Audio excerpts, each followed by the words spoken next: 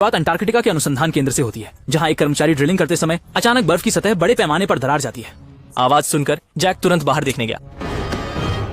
मैंने कुछ भी नहीं छुआ।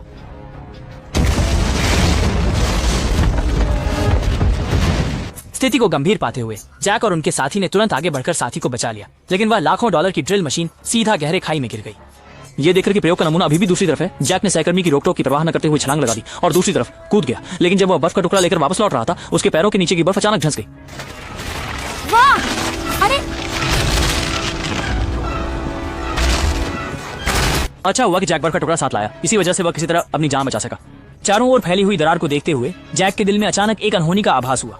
वो जल्दी से देश वापस लौट गए और संयुक्त राष्ट्र जलवायु परिवर्तन सम्मेलन में अपनी राय व्यक्त की। शानन शाई कॉई कम खटखटाहट। वैश्विक जलवायु गर्म हो रही है और यह ध्रुवीय ग्लेशियरों को तेजी से पिघला रही है। महासागर में जो धारा पृथ्वी के लिए गर्म जलवायु लाती है, वह भी धीरे धीरे धीमी हो जाएगी। जब तक धारा पूरी तरह से बंद हो जाती है, पृथ्वी अगले हिमयुग में प्रवेश कर जाएगी। इतने अजीब सिद्धांत को सुनकर दर्शक हैरान रह गए।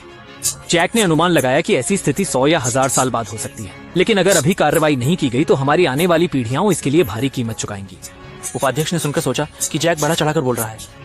चलिए जैक की योजना को समर्थन दे सकती है या नहीं, इस पर बात न करते हुए ये जो 100 या 1000 साल बाद की बात है, वह इसकी बिल्कुल परवाह नहीं करेगा। फिलहाल सबसे जरूरी है अर्थव्यवस्था का विकास करना। जल्द ही ब्रिटिश महासागर निगरानी केंद्र के एक ब्यूए में असामान्यता दिखाई दी। डेटा ने दिखाया कि ब्यूए की स्थिति में तापमान अचानक 13 डिग्री गिर गया। शुरुआत में पर्यवेक्षक को संदेह हुआ कि उपकरण में खराबी है, लेकिन जल्दी ही 2 और बॉय में भी समान समस्या दिखाई दी और तभी उन्हें एहसास हुआ कि मामला शायद उतना सरल नहीं है जितना उन्होंने सोचा था।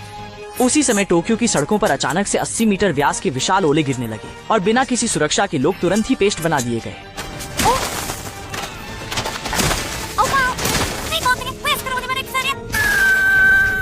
यदि इस समय अंतरिक्ष से पृथ्वी को देखा जाए तो आप देखेंगे कि पृथ्वी के ऊपर 3 विशाल तूफानी बादलों के समूह दिखाई दे रहे हैं।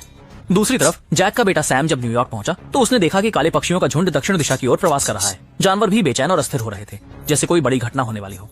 इसके साथ ही इस समय लॉस एंजलिस तट पर भी फुटबॉल के आकार के जैसे दिखाई दिया। बर्फ के गोले शहर के केंद्र में कई बड़ी बवंडर बन गईं। केवल कुछ ही पलों में पूरा शहर तबाह होकर बर्बाद हो गया।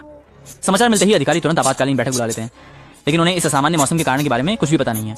कुछ वैज्ञानिकों ने अनुमान लगाया कि यह सूर्य गतिविधि से संबंधित हो सकता है, लेकिन इसे जैक ने सीधे नकार दिया। बनी हुई गंभीर स्थिति का सामना करते हुए जैक ने सुपर कंप्यूटर इस्तेमाल करने की अनुमति मांगी। पूरी रात की गणना के बाद निकला परिणाम सबको चौंका देने वाला था। 1000 साल बाद होने वाला बर्फ 6 से 8 सप्ताह के भीतर फट जाएगा। जैक ने फिर से इस मामले के जिम्मेदार उपराष्ट्रपति से संपर्क किया और उनसे उत्तर के कुछ राज्यों के सभी नागरिकों को तुरंत निकालने की मांग की। उपराष्ट्रपति ने बात सुनकर बिना पीछे देखे ही वहां से चले गए, क्योंकि जैक ने कुछ दिन पहले ही कहा था कि ऐसी स्थिति कम से कम 100 साल बाद होगी। लेकिन अब वह उनसे आधे देश की जनता को खाली करने के लिए कह रहा है। ये तो मजाक ही है, परंतु उपराष्ट्रपति यह नहीं जानते थे कि उनकी अज्ञानता हजारों लोगों की जान ले लेगी।